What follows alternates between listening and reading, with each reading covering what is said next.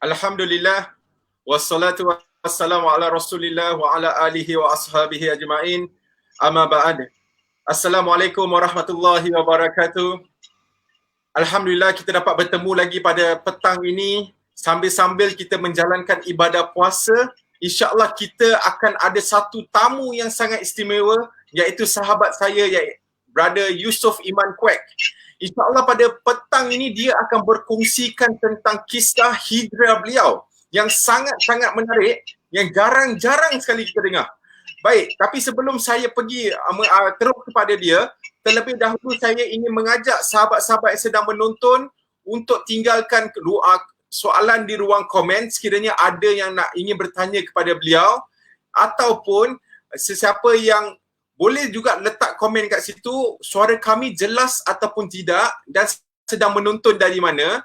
Dan jangan lupa sharekan video ini. Sebab apa? Kalau kita tidak tahu video ni boleh sampai kepada siapa. Dan saya nak maklumkan jugalah, seperti mana saya maklumkan semalam, Alhamdulillah dengan izin Allah Subhanahu Wa Taala, telah lebih 4 orang sekarang sudah pun telah, 4 orang sekarang yang telah memeluk Islam selepas menonton video live kami selama tempoh 7 hari ataupun 8 hari ini. Jadi saya amat-amat menggalakkan, tolonglah share video ini, semoga orang lain juga dapat mengambil manfaat insya-Allah. Baik, saya tak nak lengahkan masa, saya nak terus pergi kepada sahabat kita Yusof Iman Kwek untuk beliau berkongsikan sedikit latar belakang beliau. Beliau ni masya-Allah nampak pun bukanlah mata sama macam kita orang Melayu, tetapi mata pun sepet tetap Cina ya. Seperti mana yang kita sebut dalam ceramah semalam tu, masuk Islam tak semestinya masuk Melayu. Jadi alhamdulillah Yusof Iman Kwek juga merupakan seorang yang telah Allah Subhanahu Wa Taala pilih untuk memeluk agama Islam. Jadi pada petang ini kita nak dengarlah cerita beliau, bagaimana beliau dapat hidayah Allah. Tetapi minta dahulu Brother Yusof Iman Kwek untuk memperkenalkan diri dan sedikit latar belakang. Silakan, tafadhal mashkura. Fadli. Terima kasih kepada moderator Fadli. Assalamualaikum warahmatullahi wabarakatuh. Dengar ke saya punya suara? Okey, dengar? Okey, insyaAllah. Bismillah, Alhamdulillah, Assalamualaikum warahmatullahi. Mungkin tuan-tuan dan puan-puan rasa agak pelik sedikit, kenapa saya ada di dalam mana ni? Biasanya orang ada dekat rumah ke, office ke, yang belakang semua cantik. Tetapi tengok belakang saya ni, sebenarnya saya dalam kereta. Sebab saya tengah bekerja, lepas tu tiba-tiba saya lupa bahawa saya ada live. Maka saya pun make do with what I have, that I pakai I punya phone dan duduk di dalam kereta, berhenti kat mana-mana dan berkongsi saya punya kisah hijrah saya ke dalam Islam insyaAllah. Kembali kepada soalan tadi, sedikit pengenalan mengenai diri saya. Nama saya Yusof Iman bin Kwek. Saya Cina, berasal daripada Pulau Pinang dan telah memeluk agama Islam selama 10 tahun, 11 tahun pada tahun 2009 lah. Jadi dah berkahwin dan mempunyai 5 orang anak. Jadi siapa-siapa berminat ke apa ke, tak ada peluang lagi ya. So tentang saya punya keluarga, kalau mana-mana keluarga yang kita tahu biasanya, dia kalau mak dia Buddhis, bapa dia pun Buddhis. So dua-dua pun dia akan ada agama yang sama. Maka sebagai seorang anak, dia akan terima apa yang mak bapa ajar dia. Tetapi untuk diri saya, dia agak special sedikit. Sebab mak saya agama lain, bapa saya agama lain. Jadi saya sebagai seorang budak, masa tengah membesar, saya terpaksa untuk nak memilih sendiri. Terpaksa nak kena fikir dengan kepala otak saya sendiri, mana satu saya nak kena ikut. Okay. Mak saya, macam kebiasaan orang Cina punya agama, mereka agama Cina iaitu gabungan antara Buddhism, Confucianism dan Taoism, dan kadang-kadang ada juga yang sembah nenek moyang. Jadi untuk diri saya tengok mak saya sembah macam-macam. Saya pernah ikut mak saya pergi ke tokong Cina, tengok macam-macam patung mereka ada, Dan bapa saya pula on the other hand sebagai seorang yang tak percaya Tuhan. Ataupun pernah dengar tak perkataan atheist? Pernah Atheist bermakna seseorang yang menolak kewujudan Tuhan. Atheist menganggap apa yang ada dekat kita punya alam ini adalah perkara-perkara yang sudah wujud semula jadi. Contohnya bukit, matahari, bumi, dia memang dah ada. Tak ada pencipta. So atheist tak percaya. So saya sebagai budak, mak suruh saya sembah berhala. Bapa kata Tuhan tak wujud, mana ada Tuhan. Saya keliru. Siapa yang betul sebenarnya kan? Sebab bapa pernah cakap dengan saya, mana ada Tuhan. Kalau betul-betul ada Tuhan, you pernah tak nampak Tuhan?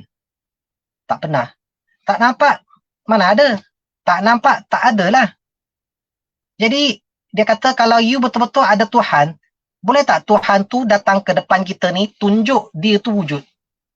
Oh, tak boleh. Tak mampu nak bukti, kita tak nampak, maka tak ada Tuhan dunia ni. So, masa saya selalu ikut mak saya pergi ke tokong Cina, saya tengok orang Cina ni kadang-kadang mereka bukan sembah Tuhan. Mereka sembah ciptaan mereka. Iaitu tengok itu patung-patung yang mereka sembah tu, dia ada kilang buat tahu tak? Kilang yang manufacture the patung, dia cat, lepas tu dia jual. Hari tu saya lalu satu tempat dekat PJ, itu kedai jual semua Tuhan. Saya dah ambil gambar dah, nanti lepas MCO saya nak pergi ziarah tengok Tuhan ni apa dia punya fungsi-fungsi lah. So, saya tengok orang Cina, mereka akan bakar colok, akan minta dengan Tuhan apa semua. Saya rasa macam kurang selesa, sebab kalau macam orang Cina, kalau dia punya, orang kata jodoh, usia sudah meningkat, belum berkahwin, tak ada jodoh, mereka akan pergi ke tokong Cina nak minta, nak tanya, nak dapatkan jodoh. Dan kalau rezeki tak cukup, mereka akan pergi minta Tuhan untuk dapat duit lebih. Selepas orang yang menurun tu, dia explain macam mana nak ubah nasib kepada jadi lebih baik, saya tengok, kalau betul dia tu Tuhan, maka semua orang dah jadi kaya. Even diri dia sendiri pun dah jadi kaya, tetapi dia tak kaya. So, diri saya jadi macam ragu-ragu tentang sembah berhala lah. Saya tak biasa, saya macam tak sesuai, sebab satu lagi adalah mereka bakar colok yang asap-asap itu, buat saya macam nangis setiap kali sampai ke tokong Cina. So, long story short, saya menolak sembah berhala, dan apa lagi yang saya ada? Saya terpaksa pilih mazhab bapa saya lah, iaitu Tuhan tak wujud. Maka daripada kecil sampai besar, bayangkan, saya tak percaya Tuhan wujud. Saya hanya hidup semata-mata duit, semata-mata poket.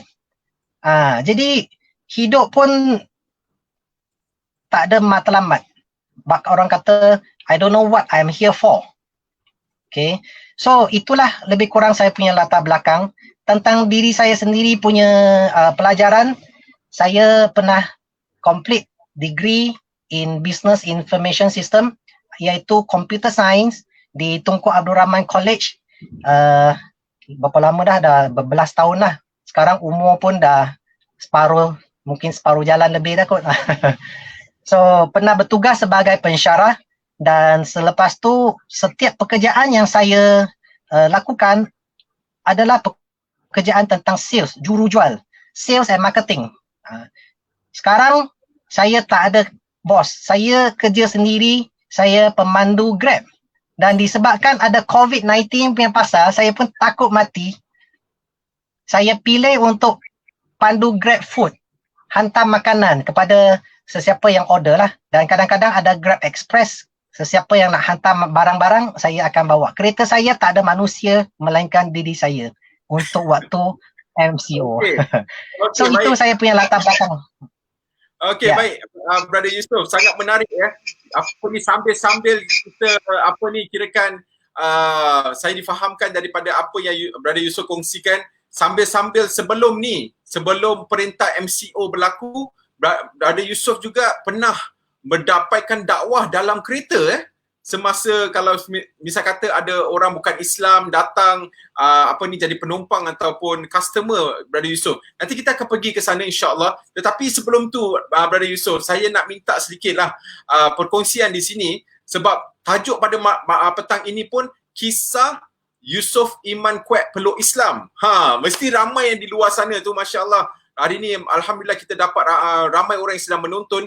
Mereka tu mungkin ingin tahu apa sebenarnya cerita yang telah membuka hati Brother Yusof untuk terima Islam, walaupun seperti mana yang tadi Brother Yusof kata, dahulunya tu tidak percaya bahawa Tuhan itu wujud. Jadi kita nak dengar daripada Brother Yusof ni, apa turning point dia, apa yang membuka hati dia itu untuk memeluk agama Islam. Silakan Brother Yusof. Okey, terima kasih Tuan Moderator. Okay, apa turning point saya? Daripada tak percaya Tuhan, boleh jadi masuk Islam. Okay. Dia ada, kadang-kadang ada orang yang masuk Islam ni, dia bukan hanya satu turning point. Dia ada beberapa turning point sebelum dia sampai ke turning point yang sebenar. Saya punya turning point yang pertama adalah tentang apa tahu? Kad kredit. Kalau sesiapa yang tak tahu apa tu kad kredit, nah, contoh. Ini contoh je lah. Saya waktu habis degree dapat apa semua, saya kerja sebagai pensyarah. Muda, berkaliber, gaji pun okey, dan setiap kali saya akan belanja sesuatu, saya akan bayar full. Saya tak akan hutang. Bank bagi kad lagi, upgrade sehingga saya sudah ada gold card. 16,000 satu kad. So, bapak saya pada satu masa dulu, dia pernah tanya saya, kenapa you hanya ada satu kad? Apply lah banyak-banyak. Saya kata tak mau, nanti saya tak boleh bayar. Kalau nanti tak boleh belanja lebih kan. So dia kata bukan, you apply, jangan pakai. You apply, you simpan. Supaya satu hari nanti, macam sekarang lah COVID-19 ke apa ke, tak ada kerja, you boleh pakai duit itu. Tak payah pinjam dengan kawan-kawan, nanti tak ada kawan. Saudara semua putus hubungan kan. So masuk akal. So I pun pergi apply.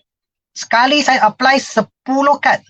Dan kerana saya punya rekod dekat bank negara si Kris begitu cantik, maka semua ke 10 semua lulus serentak. Dan Masya Allah saya dapat 16,000 darab 10, 160,000 punya kredit limit. Jadi macam orang kaya, jutawan.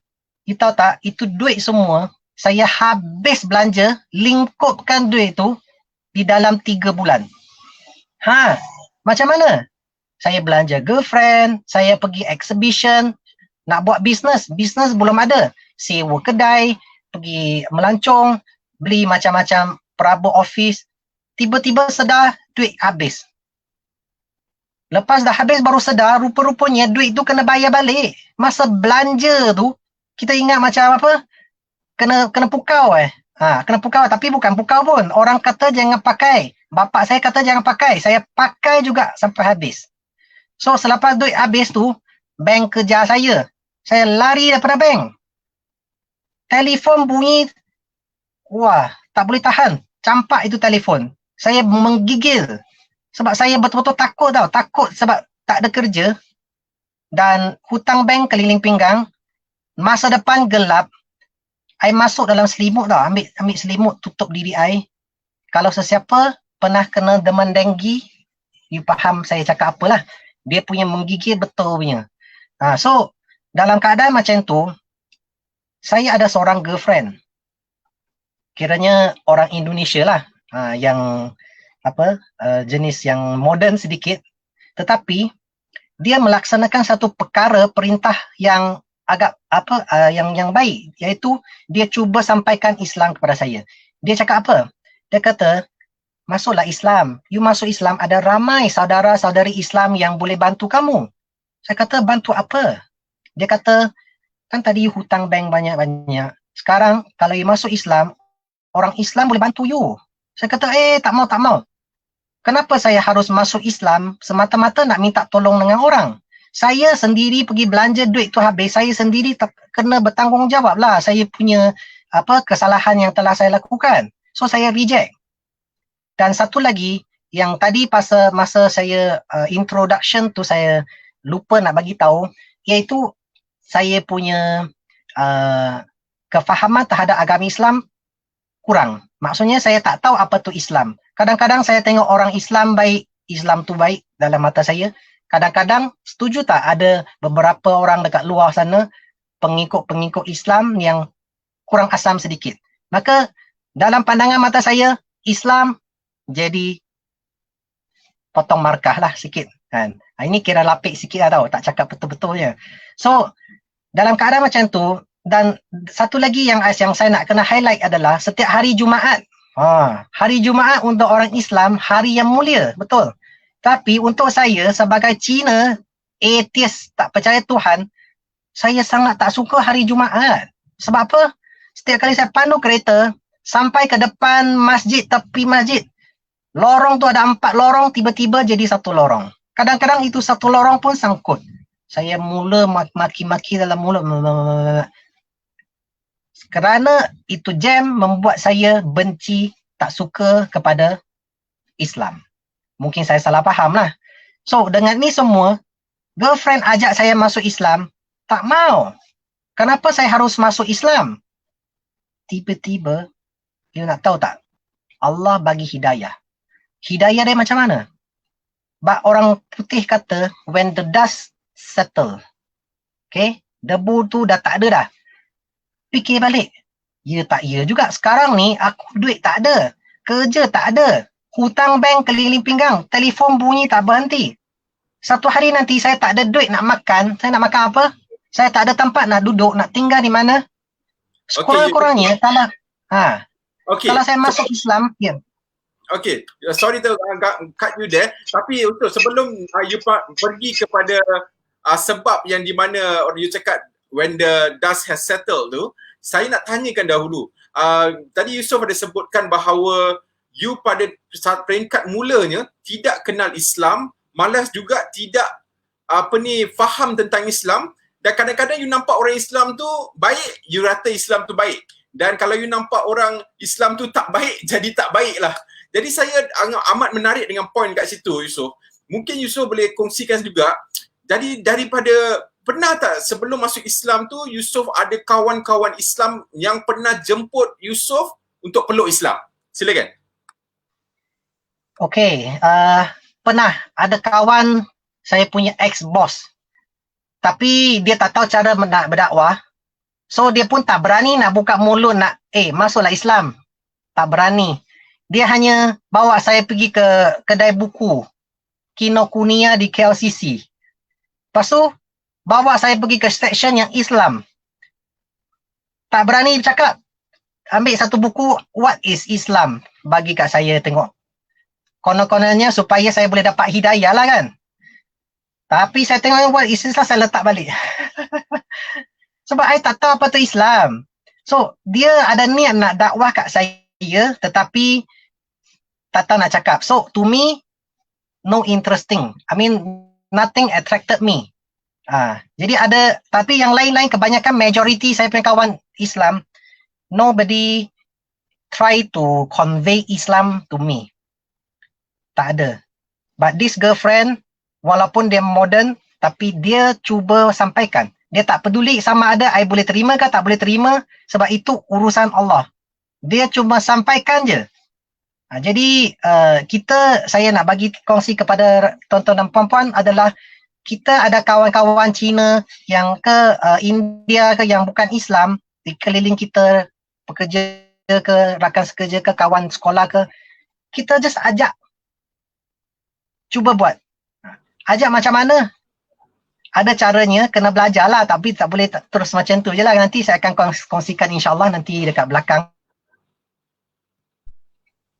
Okey, baik Brother Yusof. Baik, apa ni tadi you sebut, nanti insyaAllah you akan kongsikan tips-tips bagaimana kita nak menyampaikan dakwah ni. Saya rasa mungkin bos you yang dahulu tu, dia ada niat nak sampaikan dakwah tu kepada you. Dia nak belikan buku dekat Kinokuniya dan sebagainya, cuma dia tak reti nak cakap. Dan saya percayalah, orang Islam kita dekat Malaysia ni, ramai yang ada niat. Tapi saya nak congratulate dululah mereka yang dah tanam niat, dah pasang niat ni, Allah dah beri markah dah dapat pahala dah. Jadi langkah seterusnya, apa yang perlu kita lakukan? Baik, insyaAllah tunggu pada penghujung program ni, insyaAllah kita minta Brother Yusof untuk kongsikan. Kita dengar sendiri daripada sudut seorang yang dahulunya bukan Islam, kemudian dia memeluk agama Islam, apakah tips yang terbaik yang kita boleh kongsikan dengan sahabat-sahabat kita yang bukan Islam. InsyaAllah. Kita nak terus kepada Brother Yusof kembali. Tapi sebelum itu saya mengajak semua yang sedang menonton, sila share dan tinggalkan soalan anda di ruang komen. Dan tak mau lupa, sesiapa yang ada kemampuan ataupun kelebihan bolehlah terus menyumbang kepada Interaktif Dakwah dan Tarbiyah. Boleh lihat nombor akaun tertera di bawah gambar ataupun skrin Brother Yusof kita, insyaAllah. Baik, kita nak pergi kepada Brother Yusof tadi. Brother Yusof ada mengatakan when the dust has settled, ya. Maksudnya di sini ialah selepas semua perkara yang berlaku tu, kredit kad lah, usaha bisnes lah dan sebagainya, akhir sekali seperti orang Melayu kata tu, sampai dah terduduk lah, ataupun apa ni orang kata tu, seperti ditimpa tangga, jatuh ditimpa tangga. Jadi itulah turning point untuk Brother Yusof. Jadi kita nak dengar bagaimanakah dakwah girlfriend Brother Yusof ketika itu kepada Brother Yusof. Silakan. Okay, terima kasih. So, the dust has settled. I pun fikir balik, tak boleh jadi ni. Tak ada duit, tak ada kerja, hutang keliling pinggang. Satu hari tak ada duit nak makan. Nak makan apa? Tak ada tempat nak tinggal, I nak tinggal di mana? Sekurang-kurangnya, kalau I masuk Islam, I sebagai seorang Muslim, di Malaysia ada 20,000 masjid dan surau bergabung. Ini statistik beberapa tahun yang dulu lah. Sekarang I tak tahu berapa, dah kena cek balik JAKIM. 20,000 rumah. Kalau saya masuk Islam, saya boleh tidur di masjid. Kalau saya tak masuk Islam, saya tidur di mana? Tepi jalan, di kaki lima. Jadi Allah bagi saya satu, orang kata, bayangkan ambil baldi baju yang kita cuci tu, tutup kepala, apa kita nampak? Tak nampak apa-apa. Tak dengar apa-apa. So waktu tu hanya ada dua pilihan dalam saya punya kepala. Masuk Islam, ada masjid boleh tidur. Tak masuk Islam, tidur di tepi jalan. Maka saya pun masuklah Islam. Semata-mata hanya nak dapatkan penginapan, nak dapatkan perlindungan satu hari nanti yang belum terjadi tau. Satu hari nanti macam beli insurans lah. Kalau accident tak ada insurans, sorry. Macam tu saya pun masuk Islam kerana satu hari nanti kalau betul-betul teruk memerlukan, saya boleh tidur di masjid.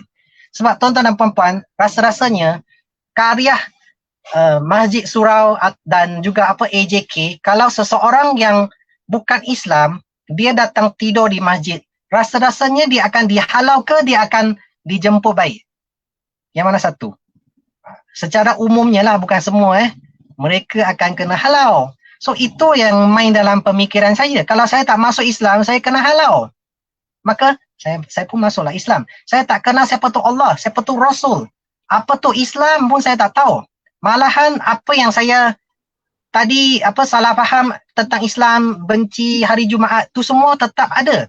Tetapi Allah blankkan I punya otak, blankokan, tak nampak apa-apa. Pilih antara dua ni, nak tidur tepi jalan ke tidur masjid. So I pilih tidur di masjid. So dah masuk Islam. Jadi sebenarnya titik apa ni orang kata tu, the turning point titik perubahan tu bermula hanya dengan niat nak masuk Islam sebab nak dapat perlindungan di masjid. Tetapi saya sangat tertarik kepada point tu, Brother Yusof. Tadi you kata kalau sebagai seorang bukan Islam, you pergi ke masjid nak minta penginapan, mungkin tidak akan diberikan.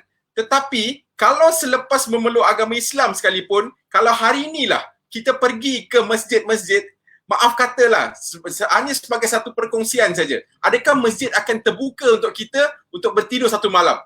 Namun saya tahu ada beberapa masjid yang buat sedemikian, di antaranya ada di Penang dan sebagainya, malah mereka memberi bilik khas lagi untuk rehat.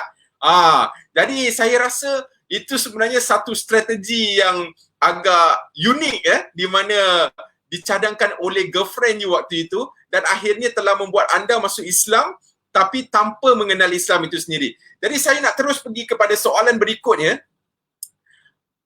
Daripada peringkat manakah Brother Yusof mula untuk lebih kenal dengan Islam dan juga lebih faham tentang agama Allah? Dan saya percaya dan yakin selepas Brother Yusof masuk Islam tu masih belum solat, masih belum tahu puasa, belum tahu apa-apa lain lah. Jadi apa yang membuat Brother Yusof mula minat untuk belajar tentang Islam? Silakan. Okey, betul tu. Saya masuk Islam kosong, tak pergi ke kelas, tak pernah belajar cara solat, tak tahu apa tu puasa, kosong. Sebab orang kata chicken out. So I lari daripada agama Islam ni. Saya tak boleh nak betul-betul terima. Pendekkan cerita, saya tak belajar. Saya kosong untuk 3 tahun yang pertama. So pada masa bila saya mula belajar Islam? Semasa saya diberi jemputan untuk pergi ke opening ceremony, ada pembukaan rasmi NGO Islam, saya dibagi jemputan sebab dia orang kata sana ada percuma makanan free. Oh ya ke? Naklah pergi. Sebab dapat makan free, pergilah. So sampai sana, saya tengah makan.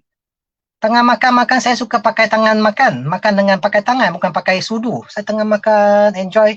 Tiba-tiba ada ceramah tau. Ada tazkirah kat depan, kat atas pentas. Saya tengok-tengok. Ini bukan orang Melayu. Kenapa dia begitu bagus tentang ilmu agama dia begitu bagus, tetapi dia bukan orang Melayu. Kenapa dia? Orang Cina muka dia macam orang berkungfu. Kungfu punya style, tapi dia punya Islam. Saya tak tahu nak cakap. Memang saya hormat habis. So sambil tengah telan tu, dia punya consciousness datang. Aku ni apa? Aku masuk Islam, hanya semata-mata nak tidur Islam ke? Dah lah belum betul-betul tidur Islam lagi pun. Dah 3 tahun. Sampai bila I nak jadi macam ni? Jadi, I pun ada satu lagi masalah adalah selalunya I kidal tangan kiri. Dalam kamera nampak kanan lah kan? Ini nampak kiri. Saya suka makan dengan tangan kiri. Selepas masuk Islam, I tetap guna tangan kiri untuk makan. Ada satu orang brother sebelah saya, dia kata, brother, dalam Islam kita makan guna tangan kanan, bukan tangan kiri. Saya tanya dia kenapa? Dia kata, kalau you makan dengan tangan kiri, itu syaitan. La ilaha illallah, aku geram lah. Dah lah tak ada ilmu lagi kan. Dia tuduh I macam tu. I balas balik, I kata, you kata itu syaitan, tapi saya manusia. Saya terus makan lagi dengan tangan kiri. Sebab dia punya cara nak bertegur saya tu mungkin tak sesuai. Saya pun tak ada ilmu. Cina juga. Tak tahu Islam. Sampai satu hari masa saya pergi ke kursus dakwah yang dianjurkan oleh seorang pendakwah. Semasa rehat, orang pergi belakang, pergi tandas apa semua, saya pergi tanya dia. Saya kata, brother, kenapa Islam begitu susah? Dah lah nama saya kena tukar daripada Philip Kwek jadi Yusof Iman. Nama sudah kacau. Sekarang tangan saya yang makan tangan kiri yang saya sudah daripada lahir sampai besar tangan kiri ni pun nak kacau. So dia kata bukan. Dia tak marah saya makan dengan tangan kiri tu. Salah. Dia kata kalau you biasa dengan tangan kiri, you nak makan boleh. Semasa you masuk mulut tu, dua-dua tangan masuk. Contohnya makan burger ataupun minum air. Maka dibolehkan. Sebab dia kata, sebabnya adalah Islam datang dalam kita punya hidup untuk ajar kita tata tertib yang baik, tata tertib yang bagus. Perkara-perkara yang kita lakukan di zaman jahiliah yang tak elok, Islam betulkan. Perkara-perkara yang elok, yang bagus yang kita lakukan, Islam terima. Jadi rupa-rupanya Islam datang dalam kita punya hidup untuk fine tuning our life. Macam orang kata, spana, skru sini, sana sikit, tukar spare part sikit bagi dia cantik. Okay. So Islam, Jadi saya nak tak sikit Brother Yusof, tadi you ada sebut tentang cara teguran tu sebenarnya cara teguran yang salah ya. Di mana dia sepatutnya ada cara yang lebih baik untuk menegur seseorang. Macam dia mungkin tidak tahu bahawa Yusof seorang yang baru saja memeluk agama Islam, dan apabila kita nak memperbetulkan seseorang bukan cara dengan cakap yang terus nak letakkan syariat, terus nak letakkan kekerasan ataupun apa yang Islam, the do's and don'ts dalam Islam. Sebenarnya bukan begitu dalam menegur orang. Sama juga dengan menegur sahabat-sahabat kita yang baru saja nak berhijrah. Kita tidaklah boleh terus paksa dia, kalau kau tak solat kau akan masuk neraka. Mana kita boleh cakap macam gitu, betul? Jadi dalam kita menyampaikan dakwah ataupun Islam ini, hendaklah sentiasa kita gunakan hikmah. Hikmah tu sangat penting. Tanpa hikmah, kadang-kadang kita boleh menyinggung perasaan orang lain. Yang baik dia, kalau dia boleh terima. Kalau yang tak baik dia jadi lebih jauh daripada Islam. Itu yang kalau boleh kita nak elakkan lah, insyaAllah. Baik, saya nak terus minta Brother Yusof sambungkan lagi.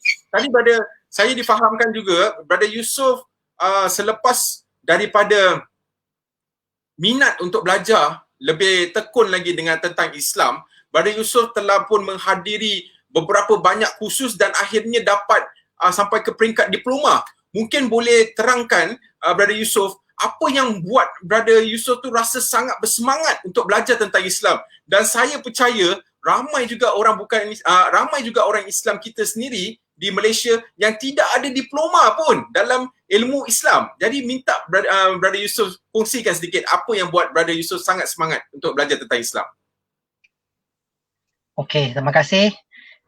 So, saya dah bazir saya punya nyawa 3 tahun ke 4 tahun pun tak ingat dah, kosong dalam Islam.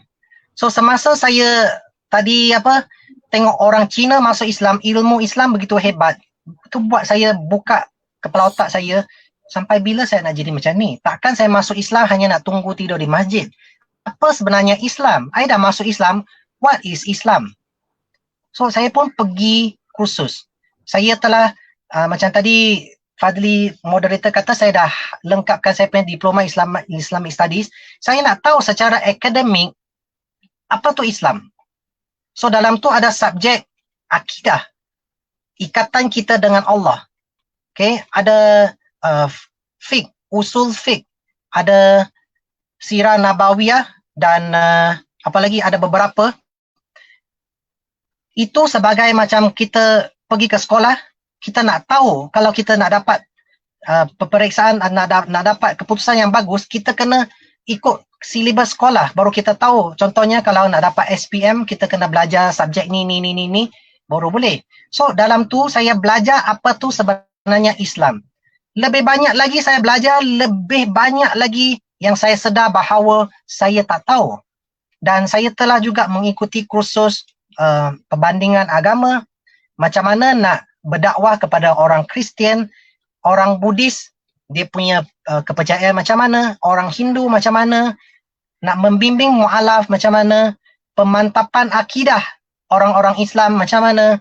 So, I attend ini semua dengan niat supaya saya tahu apa tu Islam, supaya saya mampu nak amalkan Islam, dan supaya saya mampu nak sampaikan Islam kepada saya punya keluarga, kepada saya punya kawan-kawan yang bukan Islam. Saya tak mau sampaikan Islam dengan cara yang orang nak geram, nak tumbuk. Contohnya lah. So, I nak bagi dengan cara yang berhikmah. Maka saya pun carilah pakar-pakar yang pandai berdakwah, saya pergi belajar. Okey, Brother Yusof, saya tanya dekat situ dahulu kalau sekiranya ada satu pesanan lah ataupun satu nasihat kepada sahabat-sahabat kita yang mungkin sedang menonton ni, mereka tu merupakan seorang yang baru memeluk agama Islam ataupun baru saja nak berjinak-jinak kembali kepada Islam, ataupun secara umumnya masyarakat Islam yang sedang mencari ilmu dalam untuk memaham agama yang dianuti kan. Jadi saya nak minta Brother Yusof, boleh tak beri sedikit pandangan ataupun nasihat bagaimana kita boleh menghadiri kursus-kursus ni dan di mana kita boleh dapat maklumat ini? Okey, untuk sesiapa yang berminat nak belajar lebih banyak tentang Islam, IDT adalah tempat yang sangat bagus. Of course bukan the only place, tetapi tempat yang sangat saya syorkan kerana cara Islam disampaikan sangat interesting. Dan kalau sesiapa pernah tengok pergi attend kursus yang diajar oleh Brother Lim, dia sangat interesting, dia interaktif, dia bukan macam one way. Saya cakap you dengar, saya cakap dengar, bukan. Dia berkomunikasi. So itu memberi kita satu kita tak rasa penat, kita rasa syok, enjoy. Yang paling penting enjoy. Dan setiap kali new ilmu baru datang, kita wah ini benda baru lagi, ini benda baru lagi. Aku ingat aku dah pandai. Ini tak pernah dengar. So dia tak habis. Tak? Jadi dia sangat syok lah, syok. Yang penting syok. Macam kalau kita bekerja dekat luar pun, you buat kerja yang you tak berminat, macam mana dia punya result? Kalau you bekerja sesuatu yang you benci, you memang buat ala kadar je. Tapi kalau you berminat kerja tu, you tak rasa penat. Tak cukup tidur pun tak apa. Lebih kurang samalah dalam ilmu Islam pun. Dia syok, dia enjoy. So IDT, interaktif dakwah dan tarbiyah, jangan lepaskan peluang. Datang IDT belajar. Tapi MCO sekarang tak ada kelas dululah sementara. Okey, Brother Yusof, Okay. saya nak terus pergi kepada soalan seterusnya dan saya mengajak sahabat-sahabat yang sedang menonton, silalah share. Semoga perkongsian Brother Yusof ini dapat memberi manfaat kepada orang lain juga. Sebab kita tak tahu siapa yang sedang minat tentang Islam dan kita tak tahu pintu hati siapa yang akan diketuk disebabkan menonton video Brother Yusof ni, insya-Allah. Jadi saya juga mengajak ataupun mengalu-alukan kepada sahabat-sahabat yang ada di luar sana yang ada kelebihan, silalah salurkan dana yang seberapa mampu yang anda mampu kepada Interaktif Dakwah Tarbiyah. Semoga mereka dapat teruskan lagi buat kerja-kerja dakwah dan membantu saudara baru dalam segi keperluan mereka, insya-Allah. Okey, seterusnya saya nak tanya kepada Brother Yusof kita, selepas memeluk agama Islam, bagaimanakah penerimaan ahli keluarga, terutama sekali kedua orang ibu bapa? Boleh minta Brother Yusof kongsikan sedikit, silakan. Okey, terima kasih. Selepas masuk Islam, saya tak tahu orang lain punya keluarga, tetapi keluarga saya, mereka tak boleh terima. Ibu bapa saya tak boleh terima saya sebagai seorang Islam. Pada mula-mulanya memang susah sikit. So kalau saya balik kampung, saya kena balik sendiri. Tapi alhamdulillah sekarang dah lebih kurang 11 tahun dan saya pun ada anak saya sendiri. Mungkin mereka boleh terima hakikat bahawanya saya adalah seorang yang Islam, seorang anak yang lebih baik berbanding dengan anak yang sebelum ini. Dulu saya boleh merajuk, boleh bergaduh dengan ibu bapa saya boleh kurang ajar dengan mereka, saya boleh putuskan hubungan dengan mereka kerana saya tak setuju dengan dia punya filosofi, dia punya pegangan hidup. Tapi kerana Islam, ini tak boleh, itu tak boleh, Nabi ajar macam mana nak kena layan orang tua, sehingga kan kita nak suara pun tak boleh. So saya cuba nak live my life based on Islam punya teaching. So cara tu untuk nak berdakwah ke mereka, kepada ahli keluarga saya melalui cara yang sedemikian. So sekarang mereka dah semakin boleh terima, alhamdulillah, dan saya sangat bersyukurlah. Semoga satu hari nanti Allah memberi hidayah kepada mereka untuk kebenaran agama ini, insya-Allah. Amin, amin, insya-Allah. Kita sama-sama mendoakan kedua ibu bapa Brother Yusof juga dapat menerima Islam. Tetapi sebagai satu semangat daripada saya lah kepada Brother Yusof, jangan putus asa. Sebab apa? Kita lihat bukan ada 1, 2, 3 cerita yang memberitahu kepada kita bahawa pernah berlaku di mana anak dia peluk agama Islam tetapi ibu bapa dia tak peluk agama Islam.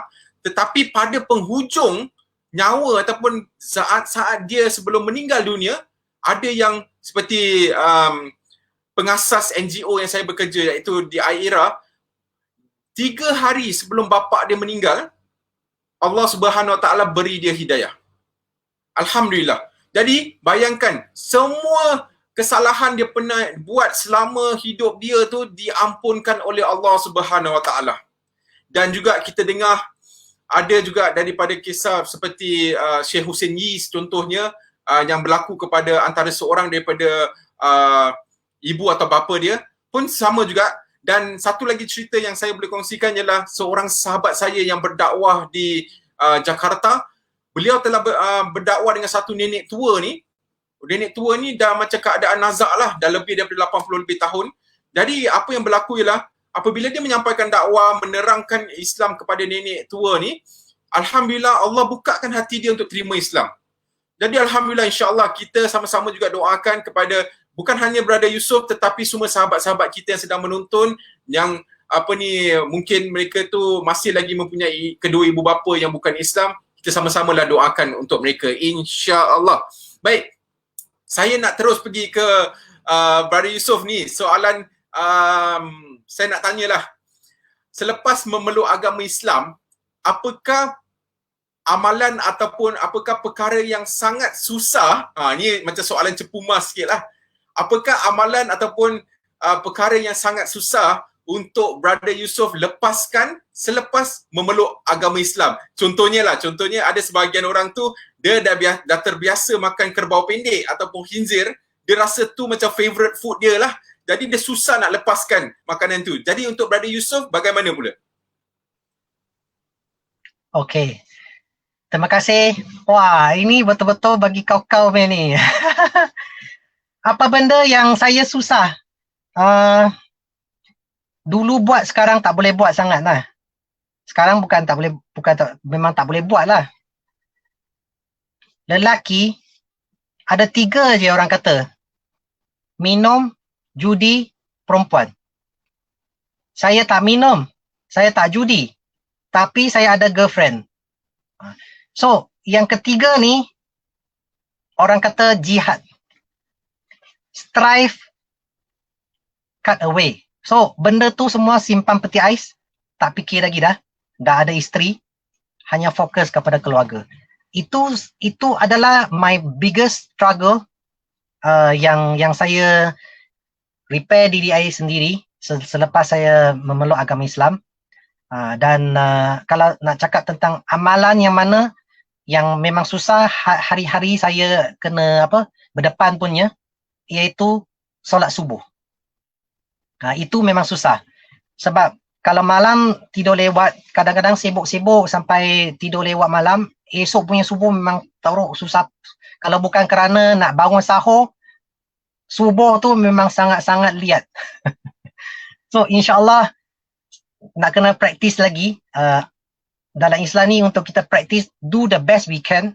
Sebab kalau nak katakan contoh, nak bagi tahu contoh untuk tuan-tuan dan puan-puan di luar sana, saya nak kongsikan sedikit, mungkin pernah dengar, tetapi nak ulang lagi sekali lagi. Islam turun kepada Nabi Muhammad SAW, Allah turunkan wahyu kepada Nabi Muhammad SAW dalam 2 peringkat yang besar. Peringkat yang pertama di mana? Di Mekah. Berapa lama? Berapa tahun? 13 tahun.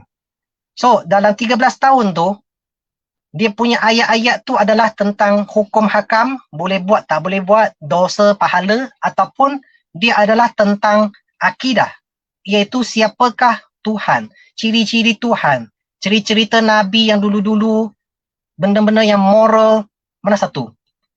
Dekat Mekah punya ayat-ayat yang diturunkan pada 13 tahun yang pertama, dia fokus kepada akidah. Maka Allah ajar kita kenali Islam, kenali pencipta. Selepas Nabi Muhammad SAW dengan dia punya sahabat semua berhijrah ke Madinah, barulah Allah turunkan ayat-ayat Al-Quran yang berkenaan dengan fiqh, sedikit demi sedikit. Maksudnya dekat Madinah tetap ada ayat-ayat yang akidah juga. Contoh, kita tahu selepas sahabat-sahabat semua memeluk agama Islam, mereka sudah solat, sudah puasa, tetapi mereka tetap minum arak. Allah tak haramkan arak. Dan mereka bukan hanya minum biasa cawan ke, jak ke apa. Mereka minum by the barrel. Allah tak haramkan arak dalam kat Mekah. 13 tahun tak haramkan. Selepas hijrah, 14 tahun tak haramkan lagi. 15 tahun tak haram. 16 tahun belum haram. 17 tahun baru Allah turunkan satu ayat bahawa jangan minum arak. So 17 tahun selepas seseorang memeluk agama Islam, baru Allah larang minum arak. Berbanding dengan kalau kita, contohnya, seseorang masuk Islam, semua benda terus haram dah. So kita baby baru lahir, boleh ke lari? Tak boleh kan? Jadi itulah dia punya yang saya ingin nak kongsikan. Cara-cara kita nak melayani, nak membimbing seseorang yang baru masuk Islam mu'alaf adalah macam cara Allah turunkan wahyu sedikit demi sedikit sampai dia punya tiang semua dah kukuh. Semasa dia sudah kukuh, dah kuat, baru kita suruh dia putuskan benda tu, dia boleh. InsyaAllah. Baik, Alhamdulillah. Saya difahamkan juga Brother Yusof, you ada membantu juga IDT dalam menghantar ataupun mengirimkan pack-pack Ramadan kepada golongan asnaf dan juga mereka yang terjejas disebabkan COVID-19 ni. Jadi di manakah saya difahamkan ada IDT sedang mengumpulkan sedikit dana. Jadi mungkin boleh minta Brother Yusof terangkan sedikit mengenai ini. Okey, ramai yang putus bekalan makanan kerana COVID-19, tak boleh pergi mana-mana, PKP semua. So ini ongoing. Setiap minggu pun ada beberapa tempat yang memerlukan makanan. Kadang-kadang satu keluarga, kedua keluarga, kadang-kadang 3-4 keluarga. Dan baru hari ini kita pergi bantu hantar 200 10 kilo punya beras guna Hilak pergi kepada Somalia punya pelarian, Somalia, Afrika. So kena 2 kali trip, satu trip itu Hilak sudah penuh 1 tan, kereta pun tenggelam. So baru habis, lepas tu I buka apps, pandu Grab sekejap, 2 jam, 3 jam, alamak sudah kena live, tutup apps. Lepas tu sekarang bercakap dengan tuan-tuan dan puan-puan. So dia sentiasa ongoing sebab ada dana, tuan-tuan dan puan-puan bagi dana, ada orang susah, maka kita pun pergi beli kat pasar raya ke, kat mana ke, mungkin kalau yang 1-2 keluarga yang sikit-sikit tak banyak, beli dekat 99. Dan saya waktu PKP, orang lain semua tak boleh keluar. Saya ada lesen sebab saya Grab mah. Nampak tak saya punya baju?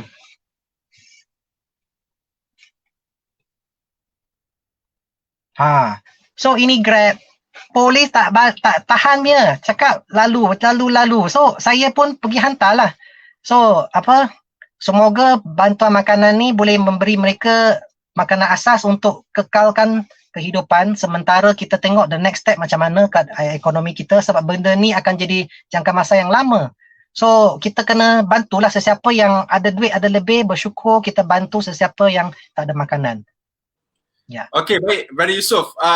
Akhir sekali, soalan terakhir ya, saya nak tanyakan kepada Brother Yusof, iaitu pada awal tadi kita ada bincang bahawa Brother Yusof pekerjaan sepenuh masa ialah memandu Grab. Jadi dalam peluang memandu Grab ni, Brother Yusof ada juga melakukan kerja-kerja dakwah ataupun menyampaikan Islam kepada penumpang. Jadi apakah teknik yang terbaik yang Brother Yusof gunakan untuk menerangkan Islam kepada penumpang-penumpang ataupun customer Brother Yusof? Silakan. Okey. Untuk berdakwah, kita biasanya berdakwah kepada kawan-kawan, dia lebih efektif. Tetapi untuk keadaan saya, customer tu kita tak kenal punya, dia stranger. Dan saya guna satu strategi yang sangat bagus untuk diri saya je lah. Macam mana? Kalau ada Cina masuk kereta, dia tengok nama saya Yusof Iman dekat apps dia, saya akan bercakap bahasa Cina dengan dia. Mandarin, Cantonese, Hokkien ke apa ke. Dia akan cuak. Kamu betul ke dia masuk kereta yang betul? Ke ini driver yang kidnap kereta lain datang ambil dia? Saya kata betul-betul. You memang masuk kereta betul. Saya Cina lah. Oh, patutlah nama you Yusof. Kenapa you nama Yusof? Saya masuk Islam lah. Oh. So antara 10 orang yang terkejut, ada 2-3 yang gatal, orang kata gatal nak tanya lebih. Dia teringin nak tahu, kenapa you masuk Islam? Kalau dia tanya kenapa masuk Islam, so saya start lah saya punya cerita. Saya bagi tahulah apa yang saya kongsikan tadi kepada tuan-tuan dan puan-puan sepanjang 50 minit yang sebelum ni, apa yang saya lakukan. Dan saya akan tanya mereka selepas conversation, perbincangan dah lebih kurang, kita dah berkenalan lebih kurang dah. Tapi kalau dia punya jarak terlalu pendek, susah sikit lah. Kalau macam trip, airport, apa semua, dia tak boleh lari lah. berapa lama 1 jam baru sampai KL kan. Dalam kereta saya belasah habis ya. Saya akan kongsikan. Tanya dia, you percaya Tuhan tak? Kalau dia percaya, tanya dia, you rasa-rasa alam ni, apa you punya pandangan tentang alam ini? Dia akan kata, you tanya dia, alam ni Tuhan ke bukan Tuhan? Ciptaan ke ataupun Tuhan? Dia akan kata ciptaan. So tanya dia, you rasa-rasa Tuhan punya ciri-ciri, macam mana kita nak kenal pencipta dengan ciptaan? Yang pertama tanya dia, you rasa-rasa Tuhan kekal selama-lamanya ke tidak kekal? Dia akan jawab. Saya pernah tanya tau, Kristian, orang Melayu saya pernah tanya Kristian, saya pernah tanya Hindu. Orang atheist pun saya pernah tanya, dia kata saya tak percaya Tuhan. Saya cakap dengan dia, cuba bayangkan lah, pura-pura, kalau lah ada Tuhan, you rasa-rasa dia kekal selama-lamanya ke tidak kekal? Jawapan, kekal selama-lamanya. Ciptaan kekal ke tak? Tak kekal. Contoh ciptaan apa? Handphone, kereta, bantal ni, semua dia tak kekal, satu hari nanti akan mati, rosak apa semua reput. Kedua tanya dia, Tuhan ada permulaan, ada akhir atau tiada permulaan, tiada akhir? Dia kata Tuhan tak ada permulaan, tak ada akhir. Ciptaan ada permulaan, ada akhir. Ketiga, Tuhan terikat tak kepada masa, ruang dan jisim? Dia kata Tuhan tak terikat, Tuhan di luar.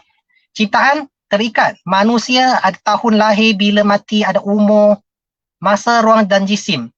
4, Tuhan perlu apa-apa tak untuk hidup? Contohnya matahari, udara, makan, minum. Tuhan tak perlu, dia jawab. Macam kita sekarang tengah puasa kan. Dah lah penat tadi angkat beras, sekarang haus. So, itu keperluan semua saya perlu. Tapi Tuhan tak perlu makan, minum. Ciptaan perlu. Last, Tuhan perlu rehat dan tidur ke tidak? Dia jawab Tuhan tak perlu rehat, tak perlu tidur. Dia tanya hati dia tau. Dalam kereta saya, kereta ni ya. Dia jawab tak perlu. Ciptaan perlu tak? Perlu. Okey, macam ni. Dalam pasaran ada ramai, banyak Tuhan yang orang sembah. Cina sembah Tuhan lain, India Tuhan lain, macam-macam Tuhan. Boleh tak you bagi saya satu nama Tuhan yang orang sembah, okay, yang memenuhi kelima-lima ciri tadi yang you dah setuju? Iaitu kekal selama-lamanya, tiada permulaan, tiada akhir, tak terikat kepada masa, ruang dan jisim, tak memerlu apa-apa untuk hidup, tak perlu rehat dan tidur. Bagi satu nama cukup. Mereka akan senyap. Lama-lama dia kata tak ada. Semasa dia cakap tak ada, sebenarnya dia telah mengucap la ilaha, iaitu tiada Tuhan yang layak disembah. And then, you tunjuk dia. Dalam surah Al-Baqarah, surah kedua, ayat 255, kalau saya boleh tunjuk you satu Tuhan yang ada kelima-lima ciri tadi ini, boleh tak you terima? Mereka jawab, boleh. Secara teknikal, mereka sudah fitrah, sudah Islam. Cuma dia tak pergi lafaz 2 kalimah syahadah. So, congratulations to Islam lah. So, itulah cara saya kongsikan Islam kepada orang yang bukan Islam. Ice breaking guna nama saya. Orang confused. Muka nak kata mata sepet sangat. Bukan sangat sepet. Orang pun dengar cakap saya, orang Sabah ke Cina ke pun tak tahu. So, daripada keliru tu, saya cakap bahasa Melayu. So, Cina keliru dengan saya ice breaking. Dan I start conversation tadi. Itu cara saya lah, insyaAllah. Kembali kepada moderator. Baik, terima kasih sahabat Yusof atas pengkongsian itu. Saya rasa sangat menarik ya. Hanya menggunakan teknik yang mudah.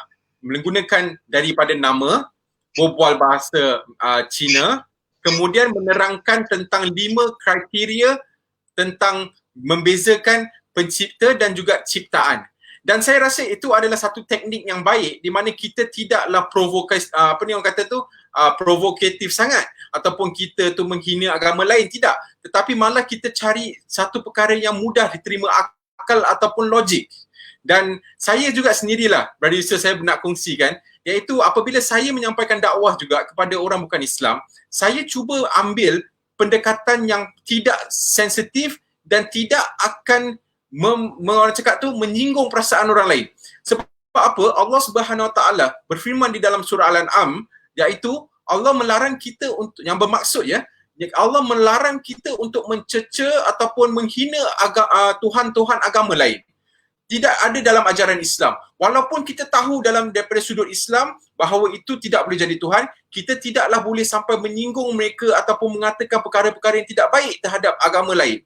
Jadi untuk seperti mana yang kita dekat Malaysia ni, alhamdulillah, kita hidup harmoni dengan agama lain, dengan orang berbangsa lain, kita haruslah sentiasa memupukkan semangat perpaduan di antara kalangan kita, insya-Allah. Baik, akhir sekali saya nak minta Brother Yusof untuk berikan sedikit pandangan Brother Yusof ataupun harapan Brother Yusof untuk umat Islam ataupun untuk saudara-saudara kita yang sedang menonton yang bukan Islam. Silakan. Okey, terima kasih. Yang last saya nak share ada dua perkara, iaitu saya dulu sebelum masuk Islam, saya tak tahu saya punya matlamat. Orang kata I don't know my objective. Kenapa saya hidup dekat bumi ni? Kenapa saya ada sekarang dalam kereta saya ini? Saya tak tahu. Kenapa saya harus dilahirkan untuk, kalau dulu agama saya pernah kata untuk nak suffering. Kenapa harus lahirkan saya dan di suffering di dunia ini? So saya sebenarnya tak tahu why am I here? Why am I born? Selepas saya belajar Islam dalam Al-Quran surah 51 ayat 56 surah Ad-Dariyah, dia kata Allah berfirman yang bermaksud, tidaklah aku mencipta jin dan manusia, melainkan untuk mereka beribadat dan menyembah saya, mengabdikan diri kepada dia. Maksudnya Allah cipta jin. Jin sebenarnya apa? Jin hantu-hantu yang kita tak nampak, benda gaib. Dan manusia untuk sembah dia, untuk abdikan diri kepada dia. Saya bagi contoh. Macam kereta saya sekarang ini, kalau kereta ni diciptakan untuk apa? Kereta ni diciptakan untuk pandu lah, untuk pergi ke merata-rata, boleh bawa Grab, boleh pergi beli makan, apa semua betul. Tapi kalau kereta ni tak boleh start, masuk je roboh habis, tayar pun pancet. Apa guna kereta ni? Tak guna dah. So dia punya motif, dia punya objective of the car, the purpose of the car fail to be carried out. So kereta ni boleh buang dah lah sebab memang tak boleh pakai. Betul tak? Tapi Allah cipta manusia dengan jin untuk mengabdikan diri kepada dia dan sembah dia. Tetapi kita kalau tak melakukan perkara itu, kita buat benda kurafat, syirik, apa semua. Kita ingatkan kita hidup dekat dunia ni, there's no creator, tak ada orang cipta kita tiba-tiba wujud dekat dunia ni. Then we are as good as kereta yang rosak tadi. Sebab kita dicipta untuk sembah, untuk abdikan diri. Kalau kita tak buat, maksudnya kita dah rosak. So, itu analogi lah, bukan sebenarnya rosak lah. Of course kita boleh lagi bertaubat, kita belajar untuk buat baik balik. Semua itulah. Cuma saya nak kongsikan itu dia punya analogi, dan selepas saya masuk Islam, tiap-tiap pagi saya akan ingatkan diri saya bangun pagi, why am I here? Why am I still alive? Why am I bangun balik lagi? Sebab Allah kata 51-56 dalam Quran. Dan last saya nak share balik another few more minutes, satu cerita dengan pendek. Sekarang dah nak raya, betul? Tapi tak ada bazar. So bayangkan dekat satu bazar tahun lepas, ada satu keluarga, suami isteri bawa 5 orang anak pergi beli belah. Tengah sibuk-sibuk pilih baju, mereka asyik tengok, mak bapak asyik tengok anak-anak dia, kira 1, 2, 3, 4, 5. Oh cukup, lega. Maka terus merunding harga. Saat tiba-tiba selepas tengah terlalu concentrate, tengok balik, anak tinggal 4. Mana yang satu lagi yang 2 tahun baru tahu nak jalan tu, hilang. Tengok-tengok dia sudah pergi jauh. Dia sudah ada dekat tu, tepi jalan. Dan depan lagi sudah kereta. Mak bapak dia nak lari tapi tak berani lari, sebab lari nanti anak tu lari kena langgar lah. So jalan cepat-cepat. Sambil jalan cepat-cepat, dekat tepi anak kecil ni ada seorang perempuan dan seorang lelaki yang tak kenal. Dan mereka sangat baik sebab mereka tak mau jaga tepikan orang. Mereka hanya do his own thing. Dan mereka tak pegang tangan anak tu. Tiba-tiba anak tu tak tahu kenapa dia dah lari ke tengah-tengah jalan, bas datang rempuh anak itu. Dan anak tu terbang, jatuh mati dekat depan mak bapak dia. Kalau itu adalah anak kita adalah anak adalah mak bapak tadi itu, macam mana perasaan kita? Kita marah tak kepada lelaki dengan perempuan tadi itu? Kita marah. So, kenapa kau tak pegang tangan anak saya? Jeritlah. Siapa punya anak apa semua, betul? Kenapa kamu tak peduli? Sedih saya nak bagi tahu tuan-tuan dan puan-puan adalah sebenarnya walaupun kita marah macam ni, lelaki dengan perempuan tadi adalah kita orang Islam. Sebab apa?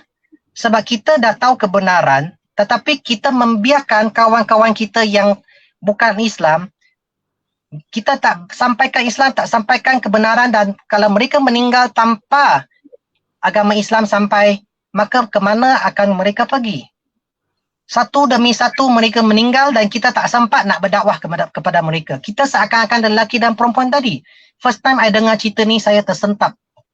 So, I sudah buat sebagai saya punya until I die, I will try to do dakwah for my sisa-sisa hidup saya lah, insyaAllah. Saya rasa setakat itu saja saya punya perkongsian. Ke ada apa lagi nak tanya? Okey, baik. Terima kasih banyak Brother Yusof ya.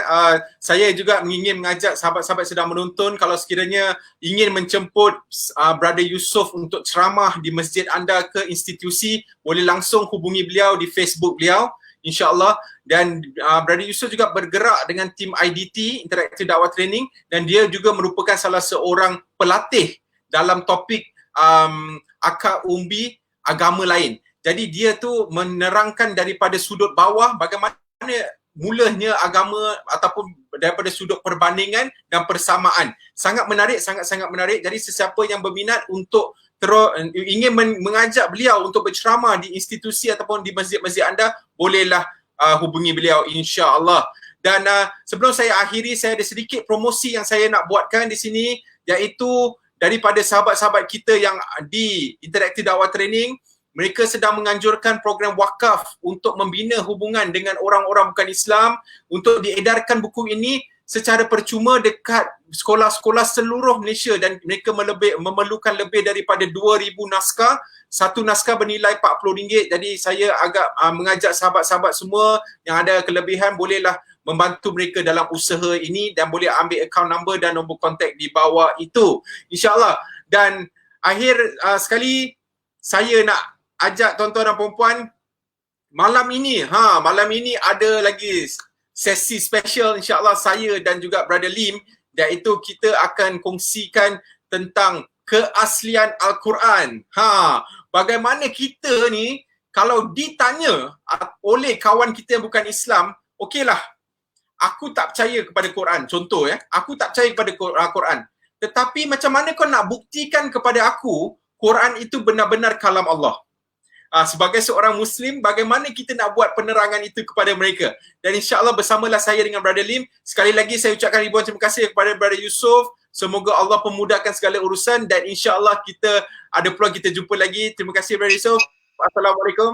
Dan kepada semua penonton, terima kasih banyak-banyak atas penonton, dan jumpa anda malam ini, insya-Allah. Yang baik itu semuanya datang daripada Allah, yang tidak baik itu datang daripada kelemahan diri kami sendiri. Dan sedialah kita solat asar ni, doakan kami, doakan keluarga Yusof, insya-Allah, dan insya-Allah kita berjumpa malam nanti. Assalamualaikum warahmatullahi wabarakatuh.